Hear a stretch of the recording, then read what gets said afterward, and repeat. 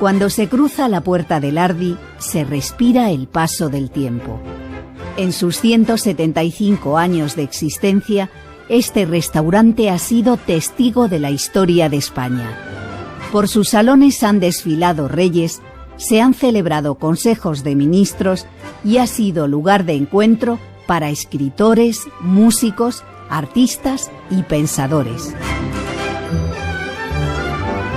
Lardi está considerado como el primer restaurante en Madrid, innovador y costumbrista a la vez, capaz de ofrecer los platos más sofisticados de la cocina francesa y de dar un aire regio al popular cocido madrileño. Lardi hay que entrar por la tienda, ver los dos mostradores enfrentados. El de la derecha es el del dulce, el de la izquierda es el de lo salado, los platos preparados y el aperitivo. Y ver al fondo el espejo del fondo de Azorín. Tenemos un samovar de plata precioso, ruso, y 2 bandejas de plata que están desde el principio. Nuestra botillería fina, que es donde tenemos los vinos dulces que pues se puede servir el cliente, y el consomé. Luego se sube por la escalera, que también es muy bonita, es una escalera medio caracol. Y luego llegamos arriba y tenemos en la parte antigua el isabelino, que es el salón más grande. Los papeles tanto del isabelino como del japonés son los originales.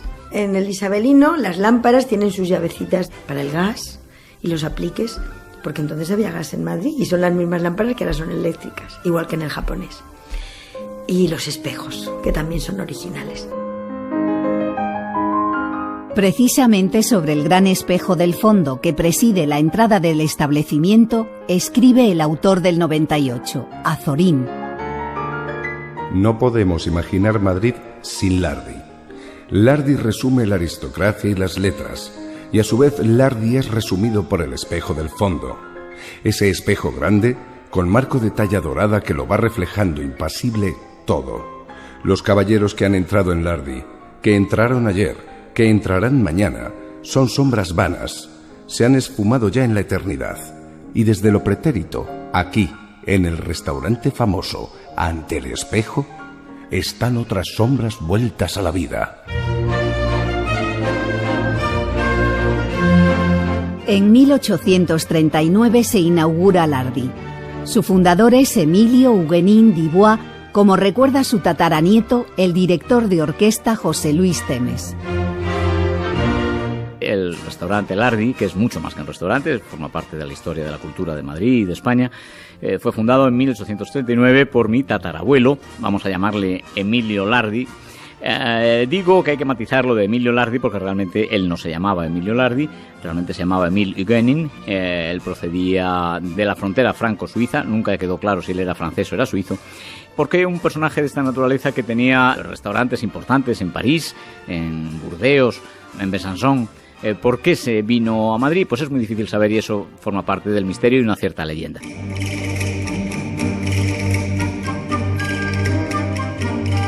Al establecimiento de don Emilio en Burdeos van españoles con los que el restaurador entabla contacto, según comenta la actual propietaria de Lardi, Milagros Novo.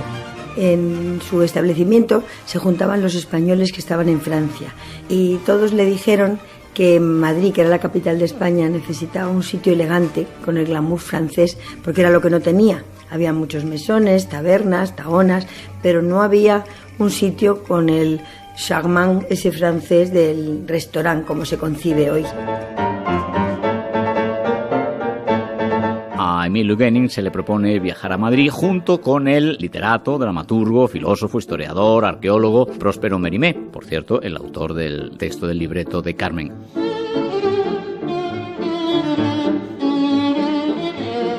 Es un momento en el que, después de los terribles momentos del reinado, del posreinado de Fernando VII, España quería abrirse tímidamente a las corrientes europeas. El reinado de Isabel II, terrible, convulso, pero bueno, en todo caso tuvo una cierta tímida ilusión en proyectarse hacia Europa en aquel momento, y la apertura de Lardi contribuyó desde ese punto de vista, sobre todo porque se estableció en la carrera de San Jerónimo, justo en el centro de Madrid, en el eje Puerta del Sol, Los Jerónimos, que era un punto clave en ese momento. En ese momento, en 1869, comienza la historia del restaurante. El nombre de Lardi es una invención de nuestro fundador. Estuvo trabajando en Besançon y estuvo trabajando en París. Y en el Boulevard de los Italianos estuvo en un sitio que se llamaba Café Le Hardi, el atrevido. Y ese nombre le inspiró para luego montar su establecimiento en Madrid. En 1839, Madrid dista mucho de ser una gran metrópoli. Aún no existe ni la Gran Vía, ni el edificio del Banco de España o el Palacio de Correos, ni siquiera el reloj de la Puerta del Sol. Los aguadores pasean por las calles sin empedrar que se iluminan con farolas de gas. Madrid es una ciudad de 250.000 habitantes. A partir de Cibeles para allá hay caza, es decir, se puede cazar liebres aproximadamente, para que nuestros oyentes se ubiquen. Por lo que hoy es el paseo de Recoletos, se circulaba solo en carretas de bueyes. Y lo mismo, a Lardi se llegaba normalmente por carretas, bien de caballos, bien... Y de hecho, la calle Carretas se llama Carretas porque era donde había que dejar las carretas para las calles que hoy día llamaríamos peatonales. En ese Madrid casi pueblerino no hay restaurantes. Predominan las tabernas y las tascas un tanto sórdidas, según describe el periodista y escritor Mariano José de Larra. Las salas son bien feas. El adorno ninguno. Ni una alfombra, ni mueble elegante, ni un criado decente, ni un servicio de lujo, ni un espejo, ni una chimenea, ni una estufa en invierno, ni agua de nieve en verano. Nos darán en primer lugar mantel y servilletas puercas, vasos puercos, platos puercos y mozos puercos que sacarán las cucharas del bolsillo donde están con las puntas de los cigarros. En aquel momento regían, estaban en vigor, las llamadas fondas, los mesones, que eran grandes, eso como su nombre indica, mesones, o sea, mesas grandes en las que se comían todos juntos. No se concebía, por ejemplo, el concepto de mantel, que es un concepto posterior y desde luego muy afrancesado. Tampoco existe el menú o la carta con precios fijos. La minuta se negocia, como explica el cronista e historiador gastronómico Luis Cepeda.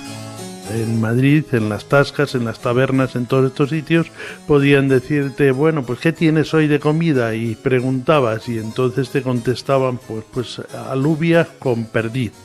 Y decías, y si me quitas la perdiz, entonces ¿cuánto valen? Entonces discutías y a lo mejor el precio inicial, que era de 3 pesetas, pues se quedaba en 1.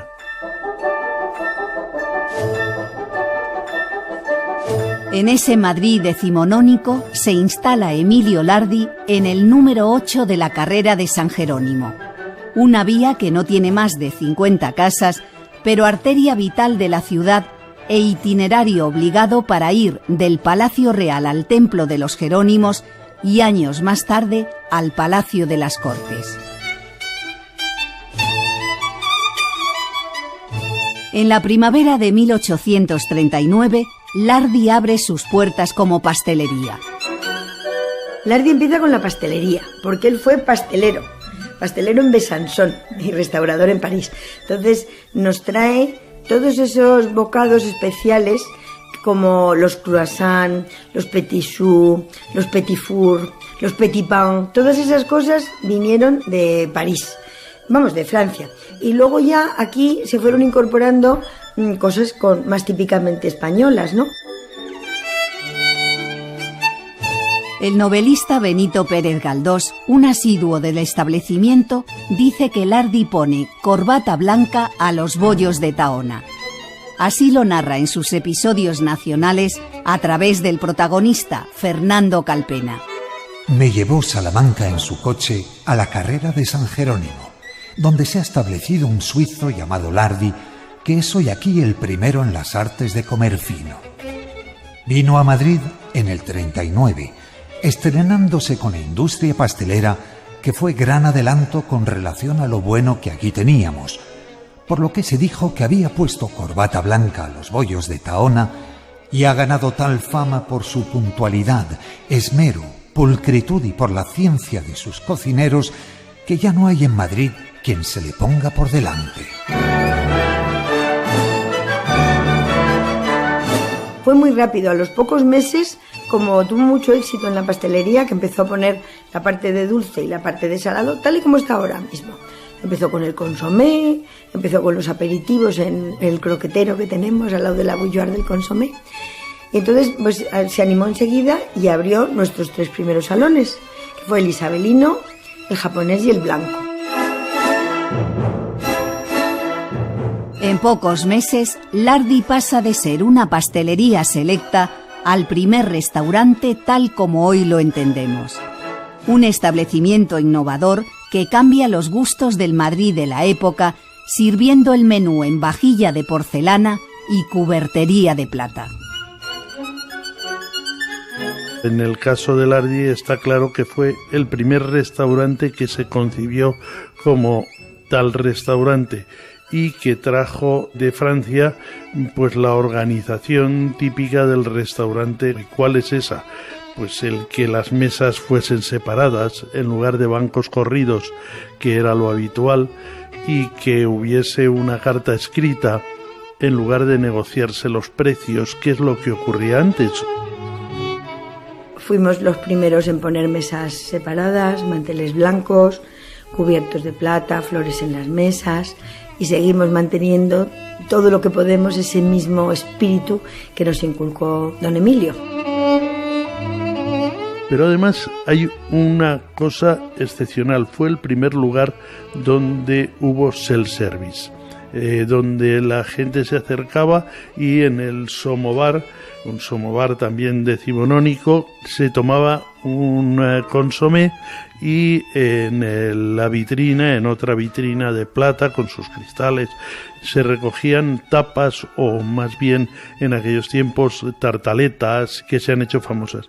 Y después el consumidor se acercaba a un lugar que durante mucho tiempo se ha llamado el confesionario, donde contaba qué es lo que se había comido y entonces le marcaban el precio de todo ello.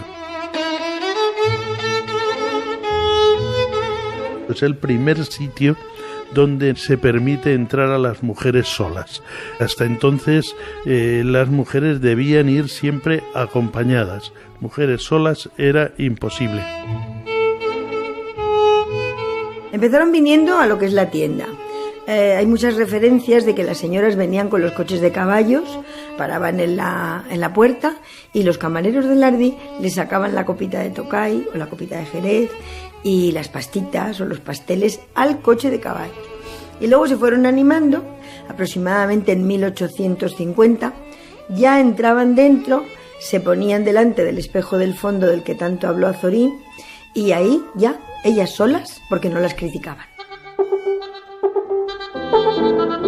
Establecimiento innovador, selecto y con fama de caro. Así lo reflejan composiciones satíricas de la época. El que en su tienda repara, en apetito se enciende y la vista no se para. Por eso lo que nos vende cuesta un ojo de la cara. Cuentan que cuando algún cliente consideraba excesiva la cuenta y pedía una rebaja al dueño, don Emilio siempre se negaba amablemente. Si no quiere pagar, no pague. Seguiremos por eso siendo amigos. Lo que no puedo es rebajarle la cuenta. Mis precios son inalterables. Un establecimiento serio nunca rebaja los precios. Entonces él traía el criterio de una forma de hacer que se llevaba en el extranjero y que había no había. O sea, la hostelería no estaba formada. 8 años después de su apertura, en 1847, Lardi goza de fama dentro y fuera de nuestras fronteras. El restaurante es conocido por los viajeros románticos y referencia en guías y diccionarios gastronómicos. Salir a comer o a cenar fuera de casa se convierte en una moda para la aristocracia y Lardi en su lugar favorito, como explica el ya desaparecido historiador y contertulio del restaurante Luis González de Candamo. La alta sociedad madrileña pues llamaba a Lardi para sus fiestas, sus banquetes. Por ejemplo, el marqués de Salamanca cuando fundó su magnífico palacio en el Paseo de Recoletos, al inaugurarse ese magnífico palacio, la comida fue servida por Lardi.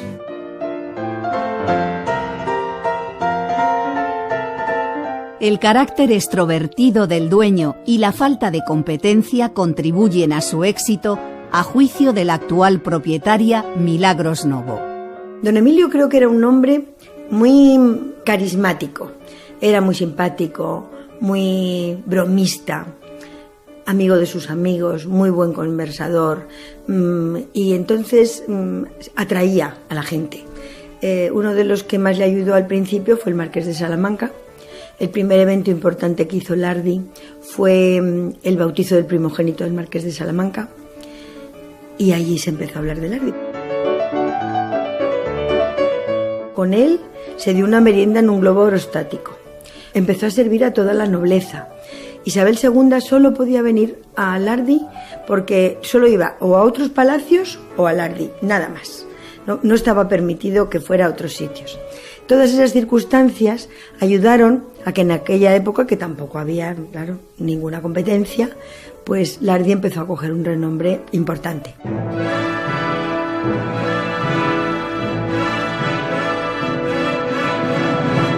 En 1882, don Emilio cede el testigo a su hijo Agustín Lardi, destacado pintor y grabador, como recuerda José Luis Temes.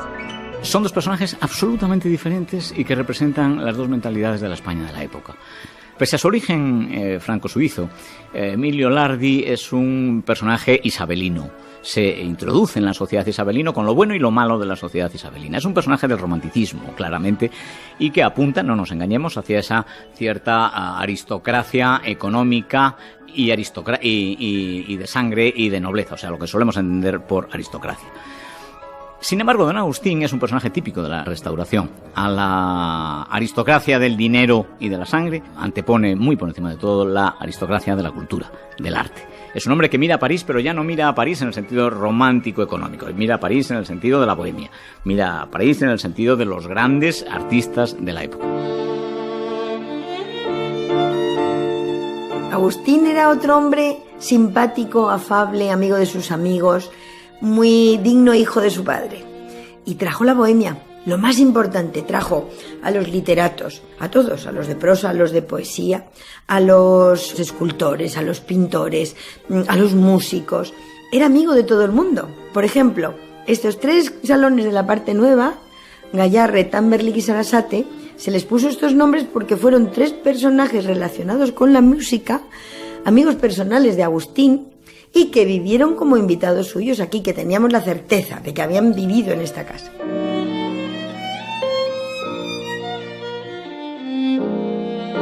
Pablo Sarasate es un constante amigo de la casa, incluso parece ser, aunque es indemostrable, que probablemente fue las idas y venidas constantes de Pablo Sarasate a sus viajes internacionales, que siempre que pasaba por Madrid se hospedaba en casa de Lardi, en el tercer piso, lo que movió a Agustín Lardi a habilitar las habitaciones de arriba para viajeros. El escultor Mariano Benlliure es otro de los amigos íntimos de la familia Lardi. Mariano Benlliure conoce a los Lardi a partir de que, siendo un chavalito con 12 años, y puesto que Lardi era un escaparate que era prácticamente un museo, él esculpe una primera escultura de juventud, vamos, casi de infancia, que se llama La Estocada de Frascuelo, si no recuerdo mal, y le pide a don Emilio que la exponga en su escaparate. A don Emilio le encanta la ingenuidad de aquel chaval, y quien llegara a ser uno de los primerísimos escultores de la España de la época, expuso allí aquella piececita, y don Mariano jamás olvidó aquel detalle que tuvo, ¿no? Benlliure vivía en Valencia, él era valenciano. En las exposiciones nacionales, en los catálogos, cuando el visitante iba viendo las piezas de grabado, de pintura, de escultura, tenía debajo la firma del autor y su domicilio, por si quería dirigirse a él para cualquier cuestión, para comprar alguna pieza, etcétera, etcétera. Entonces, en las exposiciones nacionales de 1887, 1889, etcétera, etcétera, en las piezas de escultura ponía escultor Mariano Benlliure, y en la dirección ponía Casa Lardi, sencillamente, nada más, Casa Lardi. Es decir, quien quiera saber de mí, que vaya a Lardi. Sabemos que Mariano Benlliure venía muchas veces a pasar las tardes con Agustín, y dice que entre los dos se ponían a hacer con masa, pues pajaritos y florecitas, jarritos. Y luego Mariano Benlliure lo llevaba a su horno y los cocía allí. Y esas figuritas venían luego en los roscones de Lardi de aquella época. Fueron, claro, dos grandes artistas. Agustín Lardi consiguió la medalla de oro como grabador de Bellas Artes. Cuando Agustín Lardi recibe la medalla de oro de las Bellas Artes, el pintor Joaquín Sorolla le escribe una emotiva felicitación. La dedicatoria original la conserva José Luis Temes, bisnieto de Agustín. Su querido amigo Sorolla, al que la medalla de oro de Agustín Lardi le pilla en San Sebastián, le escribe un texto muy bonito que le dice: querido Agustín, mil enhorabuenas, la tienes muy merecida como artista y como hombre, y si el corazón se premiase hace muchos años que te hubieran concedido la de honor. Estoy tan contento como si el festejado fuera yo. Recibe mi fraternal abrazo del más constante de tus amigos. Mantiene un estrecho vínculo con el mundo de la música. Por ejemplo, en el restaurante se funda la Sociedad Wagneriana. Lardi se convierte en punta de lanza de la relación con el wagnerismo. El wagnerismo en aquel momento era lo que hoy día diríamos la música contemporánea, sobre todo estos años pasados. De hecho, se hablaba como la música del futuro. También con el Teatro Real. Lardi presta sus candelabros de plata para el estreno de Tosca en 1900.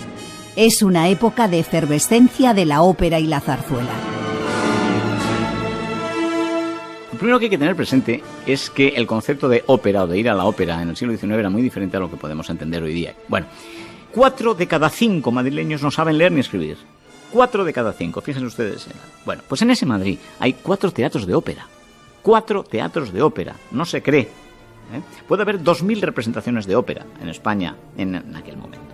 Cosa que hoy día envidiaríamos. Por tanto, ¿qué es lo que sucede? Que el mundo de la ópera era un mundo muy diferente a lo que hoy día comprendemos como tal.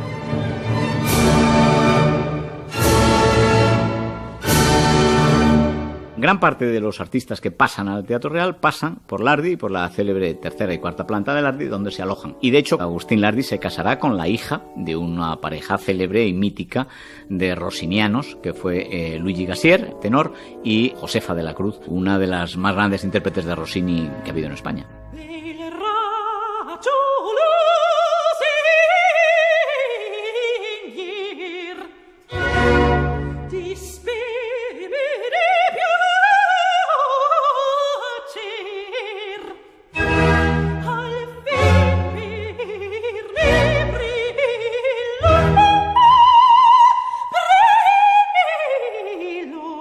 Igualmente es conocida la relación con el mundo del teatro, según el escritor y periodista desaparecido José Montero Alonso. Y servía cenas, por ejemplo, a la compañía de María Guerrero y Fernando Díaz de Mendoza, cuando actuaban en el cercano Teatro Español y anunciaban una comedia, una obra que necesitaba una cena, un almuerzo, como por ejemplo el Tenorio. En la quinta de Don Juan se sirve una cena, en la que aparece luego el comendador. Pues bien, los platos eran auténticos, la comida era auténtica, los vinos eran auténticos, todo ello lo servía Lardi a la compañía de María Guerrero y Fernando Díaz de Mendoza. Don Agustín incorpora la bohemia, pero también la modernidad. Con él se hace la instalación eléctrica en el establecimiento y llega el teléfono, convirtiéndose en uno de los primeros 49 abonados de la ciudad.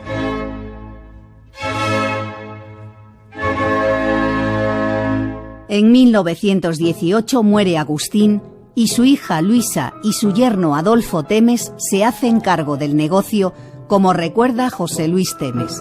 Yo creo que ni don Adolfo ni doña Luisa estuvieron muy convencidos de mantener el restaurante. Además, saben ustedes que se dice siempre, en términos de gran empresa, que las terceras generaciones son las que terminan siempre en los negocios familiares, y en este caso fue otro más. Ellos tenían un enorme amor por la Casa Lardi, lo cuidaron con verdadero mimo. Yo conocí todavía mucho a Adolfo Temes, mis conversaciones con mi abuelo fueron inolvidables en mi vida, y tenía un amor por la Casa Lardi enorme, pero no tenía ninguna mentalidad de empresario, ¿no? Entonces, son años en los que yo creo que no aporta nada especialmente, sino la obsesión por la continuidad de la empresa.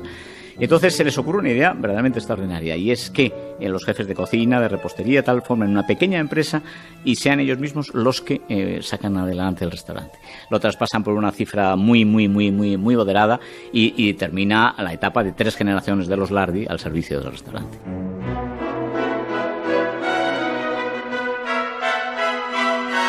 A partir de 1926 acaba la saga Lardi y comienza la de los Feito y Aguado.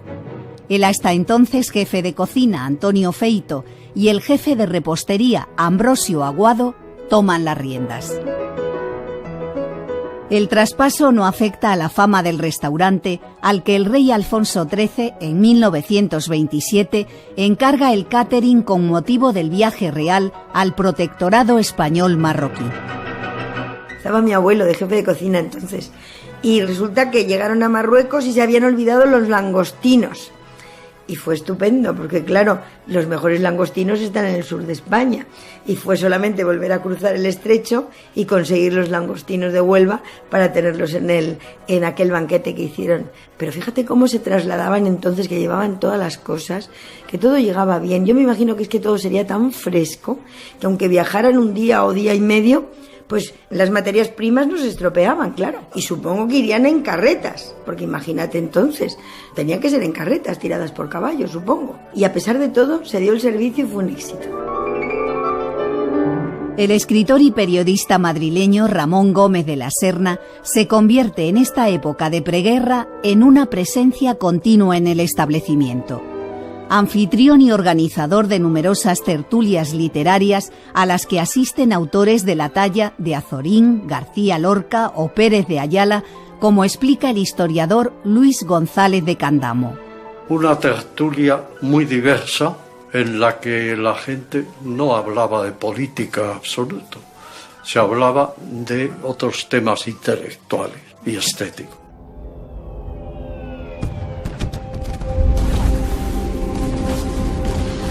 En 1936 estalla la guerra civil y Lardi queda atrapado en un infierno de bombas y miseria.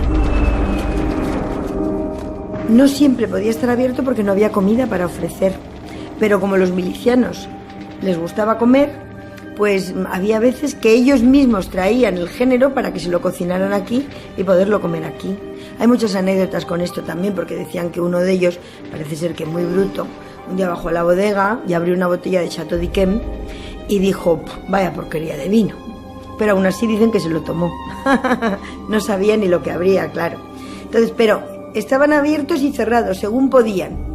Contaban mi madre y mis tías que muchas veces aprovechaban cuando venían los milicianos, porque entonces de las patatas que traían las mondaban muy gorda para poder luego ellos comer las mondas de las patatas que no querían los milicianos. Siempre decía mi padre que uno de los mayores misterios de la historia de Lardi es cómo siguió íntegro y cómo no se rompió ni siquiera una luna del escaparate durante la guerra. No sabían lo que se les venía encima. Yo he visto fotos de la carrera de San Jerónimo con agujeros de las bombas como piscinas.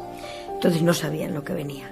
Quisieron guardar los espejos con unas maderas en aquella mente casi infantil de ellos, de proteger pues los tesoros que tenían aquí, ¿no? Y tuvimos la gran suerte de que cayó una bomba, pero no explotó. Y después de la guerra civil la descubrieron, tuvieron que llamar a la policía y tuvo que venir porque era un obús que estaba sin explotar en una de las guardillas. Yo siempre digo que tenemos un ángel de la guarda que de alguna manera nos cuida y nos ayuda a salir adelante. Tras la guerra y hasta los años 60, Lardi sigue siendo referente casi exclusivo de lujo y alta cocina, según el cronista gastronómico Luis Cepeda. Lardi, hasta que ha venido la expansión fuerte de los restaurantes en Madrid, que vino alrededor de los años 60 del pasado siglo, pues tenía muy poca competencia en su rango, en su nivel, o sea que estaba considerado en esa línea de restaurantes como Horcher, como Jockey o como Club 31. Luego, a partir de la aparición de Zalacaín, bueno, han sido muchos los establecimientos que se han creado y que tienen mucha importancia, pero ahí el aguante de Elardi ha sido extraordinario, sin bajar la guardia, en un estilo de cocina, y eso desde siempre atrajo como lugar de reunión, como lugar propicio para encuentros y demás a todo el mundo.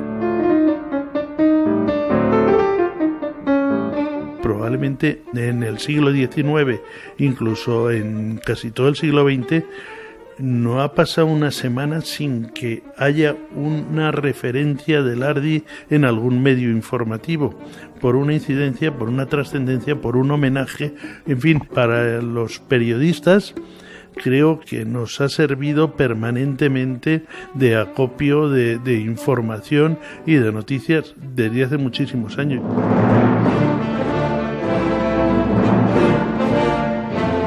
En Lardi se han escrito algunas páginas de nuestra historia. Tanto a Isabel II como a Alfonso XII les gustaba ir de incógnito. Políticos como Prim, Cánovas, Sagasta o el Marqués de Salamanca se reunían allí habitualmente. Incluso el general Primo de Rivera celebró algún consejo de ministros en uno de sus salones. Hacía consejos de ministros en el japonés. Es una de las cosas que comentamos siempre, que como Elardi es muy abierto a todo el mundo, pues Primo de Rivera hacía los consejos de ministros y como contrapunto, en la Segunda República de España salió el nombramiento de Niceto Alcalá Zamora y de Manuel Azaña. Se ha reunido aquí el primer gobierno de la República en 1931, que pasaron casi directamente de la cárcel al gobierno. Y a la cárcel, cuando estuvieron en la cárcel, les llevaba comida a Elardi. Hay un anecdotario muy bonito de los consejos de ministros, porque leer las actas de los consejos de ministros de la época son las cosas más bonitas que cualquier ciudadano puede hacer. En un momento determinado, por la mañana, un ministro llamaba diciendo que se encontraba griposo, entonces corría la voz y entonces se hacían los consejos de ministros en su casa y lo hacía con él en bata para que no tuviera que salir porque no se encontraba bien. Entonces, pues la señora del ministro les hacía unas pastitas, tal. Entonces, el acta del Consejo de Estado, la semana siguiente, comenzaba agradeciendo a la señora del ministro enfermo los dulces con los que les había obsequiado, etc. Quiero decir que hay que relativizar las circunstancias, ¿no? Evidentemente, es un hecho demostrable que muchos consejos de ministros de la historia de España se han celebrado en Elardi.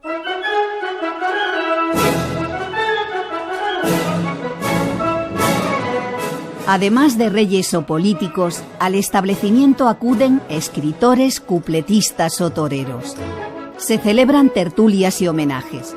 Uno de los más comentados es el que en 1944 los intelectuales ofrecen al diestro Manolete. Un hecho insólito, como subraya el periodista José Montero Alonso.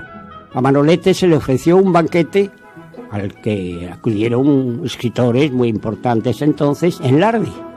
Por primera vez un torero era figura principalísima en un almuerzo de Elardi y los demás fueron algunos con smoking, él no, con traje negro, camisa bordada, muy el torero y emocionado verdaderamente, ¿verdad? Manuel Rodríguez Manolete, como en sus tiempos Juan Belmonte, empieza y termina un capítulo nuevo en la historia de lidiar reses bravas. Acortó inverosímilmente la distancia entre el torero y el toro. Puso en la solemnidad estatuaria de su figura, en el manejo de su capote, lleno al mismo tiempo de serenidad y de armonía, un algo indecible, un sello personalísimo que jamás soñó nadie alcanzar. Ahí tengo anécdotas, no mías, porque yo nací en el 45, pero de mi madre y de mis tías sí, que estaban en el segundo, en la barandilla, esperando a ver cómo subía Manolete con el traje corto. Porque Manolete no es que fuera una persona guapa, pero era muy interesante. Creo que era elegante y muy interesante. Entonces venía con un traje corto, negro, y venía con la botonadura de brillantes. Y desde el segundo piso contaban mi madre y mis tías que brillaban los botones de brillantes de Manolete. Milagros Novo, que ha nacido y vivido encima del restaurante, nos abre su álbum personal de recuerdos. En mis 69 años de vida, yo he vivido muchos aquí. y salía para el colegio, pero el general Millán Astray nos daba miedo, como le faltaba un ojo, un brazo y una pierna, y tenía una vozarrona grandísima. Cuando salíamos y estaba el general Millán Astray, mi hermana y yo salíamos despacito y ligeritas, porque te impresionaba mucho. Ahora soy muy amiga de su hija, Peregrina. Y luego me acuerdo con mucha ternura de Domingo Ortega, que era tan serio, el torero serio. Bueno, pues con nosotros era cariñoso y nos hacía bromas y nos sentaba en sus rodillas. Estoy hablando de cuando yo tenía 7, 8 años. Y yo le recuerdo con verdadero afecto a Domingo Ortega. Otro torero, Antonio Ordóñez. Antonio Ordóñez venía al Japonés en las 2 ferias y cogía 2 días el Japonés en cada feria. Uno para venir con la cuadrilla y otro para venir con la familia. Te puedo hablar de Mari Carrillo, sentada en el sillón frailero de la tienda, de Alberto Closas, todas esas conversaciones así, tete a tete, que he tenido la satisfacción y el placer de tener con tanta gente tan inteligente, que son tan emotivos para mí. Tuvimos la suerte de que Camilo José Cela vino con entonces el alcalde de Madrid, don Agustín Rodríguez Sagún, y las 2 esposas vinieron aquí después del premio Nobel. Bueno, a don Camilo venía muchas veces, pero aquel día fue especial, porque claro, fue después de ser el premio Nobel. Y a otro Nobel que también tenemos con relativa frecuencia es a Mario Vargas Llosa. Recuerdos y secretos guardados entre las paredes de los 6 salones del restaurante. Yo creo que el de los secretos y el que tiene más andanzas, no ya sociales, sino amorosas y demás, es el Salón Blanco, que está en el pasillo y que muchas veces pasa desapercibido de los que circulan en dirección al Salón Japonés. Parece ser que en este salón es donde se reunía habitualmente Isabel II con algunos amigos. Y quizá el más singular es el Salón Japonés o el Salón Oriental, que también en alguna literatura se llama, pues porque estamos en un momento en el que la llegada del Oriental a Europa es un verdadero boom. La Exposición de París de 1889 marca un inicio de la presencia del Oriental en España, y probablemente los viajes a Francia de todos estos personajes que estamos hablando traen algo tan insólito en aquel momento como es la decoración chino-japonesa a España. El marqués de Araciel, don Diego de Araciel, quería hacer una sesión de espiritismo, porque era la época de los fantasmas en el Palacio de Linares. Y yo no le dejé. Le dije, mire, don Diego, vamos a dejar a los espíritus tranquilos, que nos cuiden desde donde estén. Y siempre que venía decían, ¿no me dejas hacer la sesión de espiritismo? Ay, no, don Diego, por favor. Y no se hizo, pero es verdad. Si esas paredes hablaran, nos contarían muchos secretos de la historia de España. Páginas de la historia que han quedado reflejadas en numerosos documentos, hasta ahora guardados, pero que en el futuro podrían ser expuestos en el mismo restaurante. Ahora queremos en el segundo, en casa de mi tío Ambrosio y de mi tía María, que para descansen los dos, pues queremos hacer un pequeño museo. Queremos tener allí un salón, comedor, despacho que recuerde al siglo XIX y que podamos tener todos esos archivos, que algunos de ellos los hemos cedido ahora a la Biblioteca Nacional. Bueno, pues como nos queda muchísimo más, pues queremos hacer todas esas fotos, esos artículos, esos libros de contabilidad, esos menús de cocina, todas esas etiquetas antiguas, esas facturas de cuando tuvimos uno de los primeros 43 teléfonos que hubo en Madrid. Y tenemos las facturas de Telefónica, claro.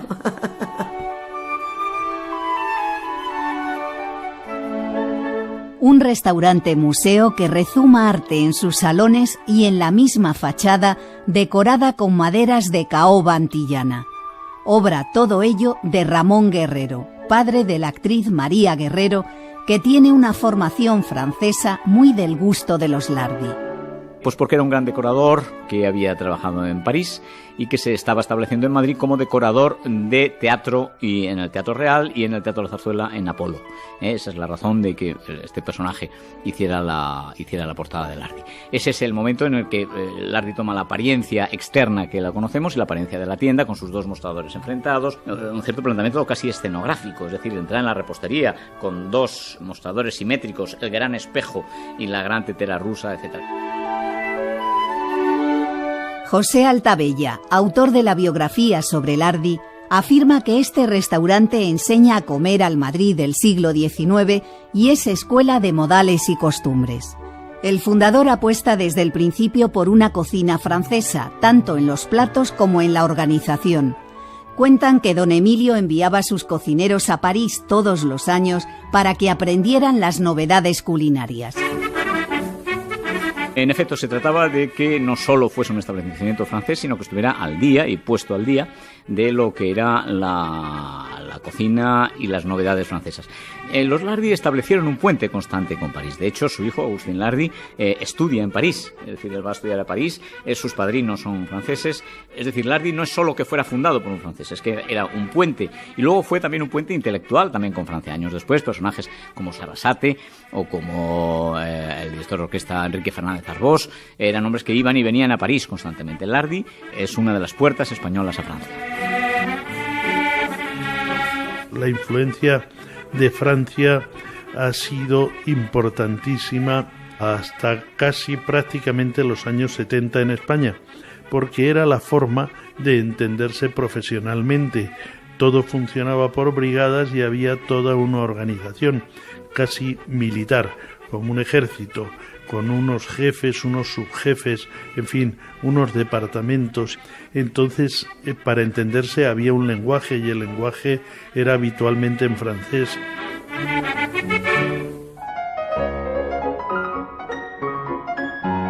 Seguimos conservando muchos de los platos que trajo don Emilio, se siguen haciendo. Seguimos haciendo la ternera Príncipe Orlov, se sigue haciendo el lenguado, el champán cuando nos lo encargan, que en Maxim de París le llaman el lenguado Lardi. La pularda es histórica, el solomillo a la broche, que es un solomillo que se queda muy jugoso por dentro y por fuera extraordinariamente tostado. En fin, hay platos históricos, el pato a la naranja, que fue durante muchos años el plato extranjero más característico que había en España. El pato a la naranja estuvo incorporado a la cocina española como el gran exotismo. El soufflé ha trascendido y ha trascendido muchísimo porque además es una especie de falso soufflé. El soufflé habitual funcionaba en el horno de determinada forma y para la gente de Lardi fue muy práctico el entender que la clara de huevo tiene una capacidad cuando la montas a punto de nieve que se convierte en un sólido, pero un sólido casi hermético, que no permite el paso de ninguna temperatura diferente al núcleo. Y si en el núcleo ponían helado, pues el helado no se derretía. Entonces, este método de falso soufflé le ha dado un éxito especial porque normalmente los soufflés había que encargarlos al llegar al restaurante como 20 minutos o media hora, más como mínimo, porque tardaban hasta 40 minutos en algunos casos. Sin embargo, en Lardi te sirven el soufflé pues cuando lo pides como postre, sobre la marcha. Creo que el consomé ha sido de esas cosas que hemos hecho nosotros por primera vez y que luego se ha extendido tantísimo. El consomé que el propio cliente se puede servir se pone en marcha para hacer más llevadero el tiempo de espera, como explica Luis Cepeda. Lo que se sabe de ello es que era la forma de esperar los platos preparados o las preparaciones de pastelería. O sea, Benavente, por ejemplo, que es famoso porque no llamaba a las cosas por su nombre, sino digitalmente, quiero esto, esto y esto, pues se quedaba un rato hasta que se lo preparaban y mientras tanto se tomaba el consomé y una tartaleta, o más bien algún pastelito, porque era especialmente goloso. Consomé que los sugieres del Palacio de las Cortes venían a buscar para sus señorías en los días de pleno. Si hubiéramos patentado muchas de las cosas que nosotros hemos hecho por primera vez, hubiera sido una cosa muy importante el lardi, porque ahora es una cosa muy normal, pero el huevo hilado, en el primer sitio que se hizo fue aquí. El jamón dulce, también, en el primer sitio fue lardi. Los platos tradicionales, como la crema de mariscos, el primer sitio donde se hizo fue lardi. Las ensaladas exóticas, como la ensalada de langosta, pues fue aquí. Si con Emilio Lardi Madrid descubre la alta cocina francesa, con su hijo la carta se vuelve castiza.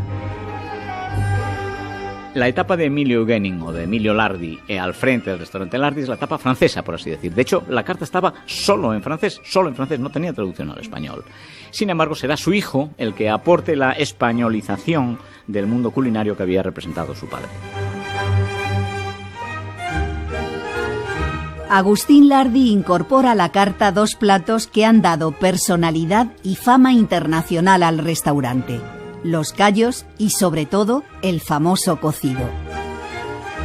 El cocido lo introdujo Agustín Lardi, porque fue el que trajo la bohemia, y como bien sabes, los bohemios algunas veces pasaban necesidad, y él quería dar unos platos contundentes que al mismo tiempo no le costara mucho para poder invitar a sus amigos los bohemios. Y por eso introdujo el cocido madrileño y los callos. El cocido, que tenía una versión que era la castellana, la que se había extendido por Madrid y que él le dio un auge más palaciego, pues por la propia tramoya del restaurante, por la cantidad de servicios estilo francés que se daban, por los cubiertos de plata, por aquellas bandejas espectaculares en las que se servían. El cocido, que es plato popular, lo convierte en un plato isabelino, en un plato con carácter más regio. Es un plato que se sirve con los 3 clásicos vuelcos, pero se sirve en bandeja de plata y trasciende de otro modo. El escritor Benito Pérez Galdós, a quien sus coetáneos apodan el Garbancero, es un apasionado del cocido de Lardi. Receta que el propio rey Alfonso XIII envía a la esposa del embajador de Estados Unidos en Madrid. Al cocido de Lardi se refiere el escritor ya fallecido Francisco Umbral.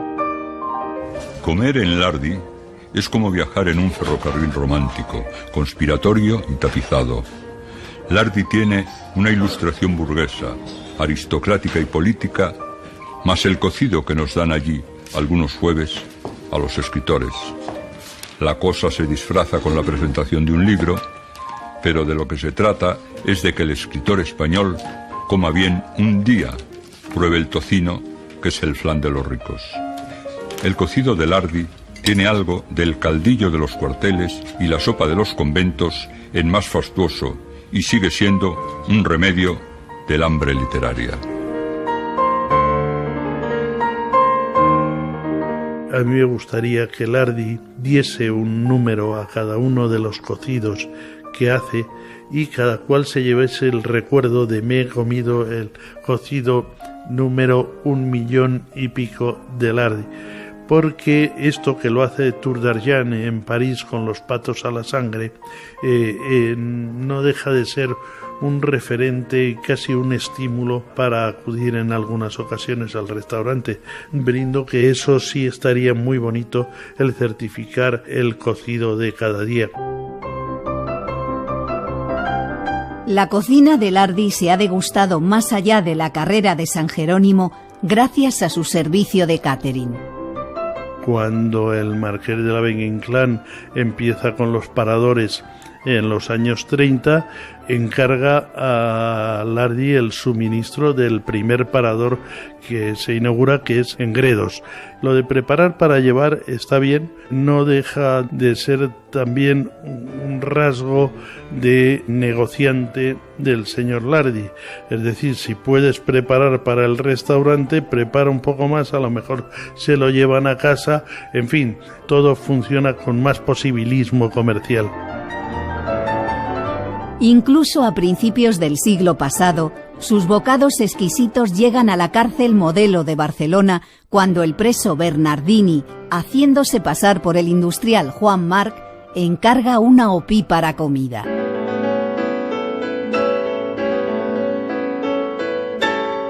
...175 años después, el gran desafío para la séptima generación de Lardi es lograr que el restaurante que nació en el siglo XIX continúe siendo un referente en el XXI y una institución madrileña, como lo definió el periodista Mariano de Cavia. Es lo que yo quiero transmitir a la gente joven, que no nos tengan miedo, que vengan, que la tienda somos como cualquier cafetería. Porque yo sé que tenemos fama, no entramos porque Lardi, no, Lardi es muy asequible y estamos deseando recibir a los jóvenes, y los fines de semana tenemos a muchos niños, recibimos a muchas familias y encantados de poder atender a las familias completas. Madrid debe enorgullecerse. A mí la frase de Azorín no la encuentro gratuita, o sea, no se puede concebir Madrid sin Lardi. Es un lugar para fijarse porque en este auge actual de la hostelería y de los restaurantes y todo esto, yo creo que es un referente principalísimo. Lardi tiene que hacer una apuesta por mantener su historia absolutamente única y ser viable en el presente, pero no creo que haya que reinventarlo. Lardi está muy bien reinventado. Tampoco le ponemos a las meninas minifalda ni a los personajes de capa y espada de Lope de Vega les ponemos vaqueros. Lardi es lo que es, fue su historia y que hay que continuarla. Por eso yo estoy tan contenta de que mi hijo Daniel haya entrado ya en Lardi, porque claro, es muy fácil que lo que te viene dado por herencia, pues tú no quieras trabajarlo con la misma intensidad que lo han trabajado tus abuelos y te relajes. Y si te relajas y tú no das esa ilusión que necesitas para seguir adelante con este negocio, si tú no se lo transmites a tus hijos y a tus nietos, entonces yo creo que eso es una labor que hacemos con nuestro amor por el trabajo que tenemos y por esta herencia maravillosa que hemos recibido.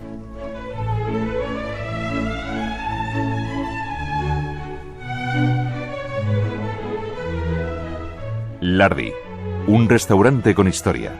Un programa de Mamen del Cerro. Realización y montaje, Miguel Ángel Coleto y Maica Aguilera. Narradora, Modesta Cruz. Con las voces de Julio Valverde, Juan Suárez y Luis Martín. Dirección de la serie, Juan Carlos Soriano. Documentos es una producción de Radio Nacional de España.